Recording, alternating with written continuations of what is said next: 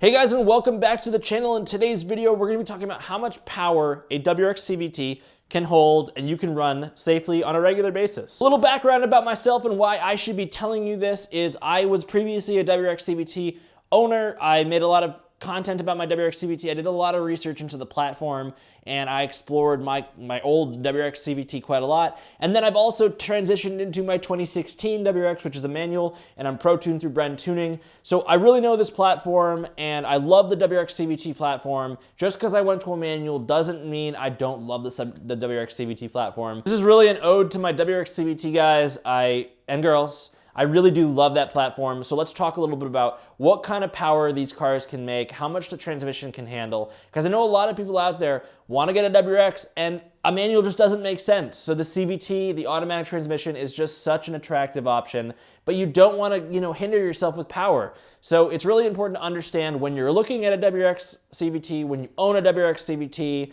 when you're considering modifying, what you can do, what's realistic.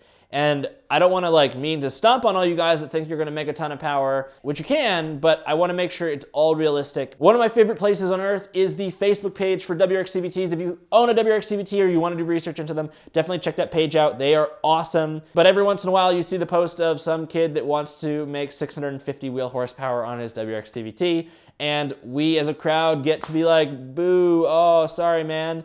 That's not going to happen unless you spend a ridiculous amount of money. I'm gonna get straight into it. I'm gonna tell you exactly what number I think this car can handle, and then I'm gonna defend it and talk to you why I think that number is real. But I'm also gonna preface that people are making more power. When I say, because this is what it is, when I say these cars can't really make more than 300 wheel horsepower, 330 if you're really pushing it, and similar numbers for torque, 300 to 330. That's where you get into risk. And for everyone that jumps on me right now saying that these cars can make more power, yes, there are people out there that have made more power, right?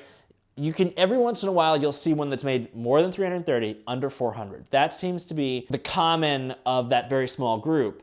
Every once in a while, you hear a little bit over 400 horsepower, but then you don't hear much more. And it's a very small group that are able to do that. Now these CVT transmissions seem to fail on their own. Now I'm not trying to say every CVT transmission is gonna fail on you, but I'm just saying it happens. Like I had a stock CVT transmission, not under my lifetime fortunately, but the other owner, it eventually went, and I've had other friends that have had stock CVT transmissions, and at between 30 and 70,000 miles, they've had to have their transmission replaced by Subaru. So it's an unfortunate thing. It happens sometimes, and the more power you put in your car, the faster that happens, and sometimes it just blows. You just can't do it anymore. The CVT just can't do it. So in this video, again, I'm going to talk about why I think that's the case and what you can do to kind of get your power up, because I also think that you should make more power than stock, and it's definitely something you can do and really improve the car. So I've got another video coming out, or it's already out, about tuning options with this car,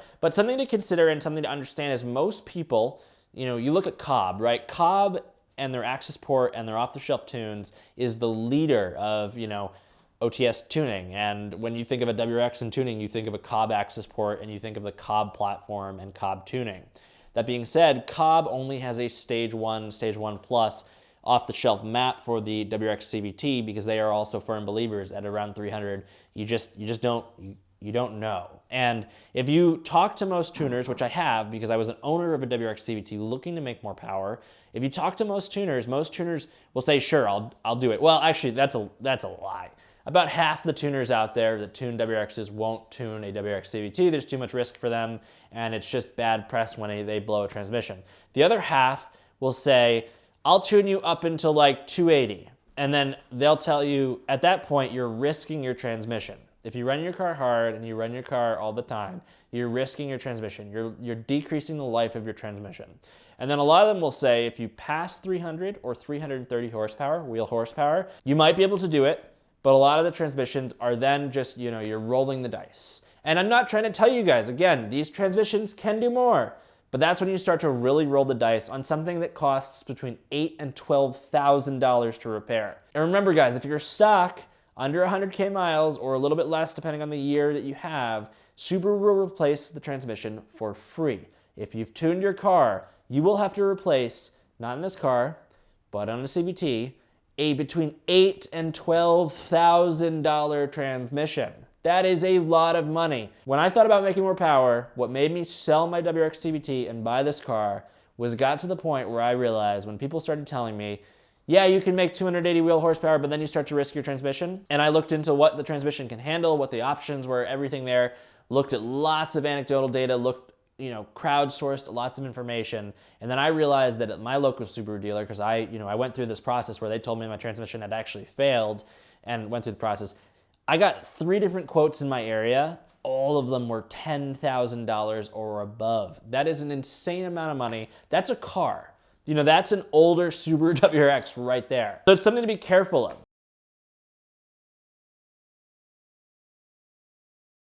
You can get a transmission cooler, you can get an upgraded torque converter. Those are 2 options. There's not a lot of data on how they affect the transmission because and a lot of you guys are gonna have some uproar, but the product itself is increasing the life. The torque converter is a better torque converter, right? I'm not saying it's not, but when you get that better torque converter, now the internals of the CVT is what's taking a lot of the brute force, right? Because your torque converter is better. When you get a cooler, awesome, you keep your transmission cooler over time, but that really helps when you're using your transmission over a long period of time and you get heat sink and all those things. In the short period of time, when you have an instant thrust of torque and power, a cooler's not gonna do anything for you. I'm not gonna get too far into that because I could start throwing up graphs and everything and doing the actual math behind that, and I don't wanna do that in this video. Even if you will go out and get a tune by a reputable tuner, they're probably gonna say, I wanna make more power than torque. Torque seems to be what's really dangerous with these transmissions. Power is as well, but torque is really what makes these transmissions go quickly. And I think pretty much people say 330 pound-feet of torque, anything more, and either I don't want to touch it as a tuner or you're really risking your transmission, make sure you've signed my shop waiver, which you're gonna have to sign anyways, but I'm just passing that information on to you guys. So that's what I think, and that's really what the power levels are. That's what these WRX CVTs, actually, not this one. That's what WRX CVTs are capable of handling power-wise. I'm not trying to dissuade you guys from getting a WRX CVT. I think they're awesome cars. I just want you to keep your expectations reasonable. And if you own one, that might be the consideration between a automatic and a manual. I loved my WRX CVT. I think it was one of the most fun cars ever. I still stand by that. I think out of the box, the WRX CVT is just as fun to drive with the manual. You feel a little bit more in tune with the car with the manual. But the fun, the fun of the car is still there. And if you live in a more urban setting, I think the WRX CVT could actually be more fun because you can use the car a little bit more.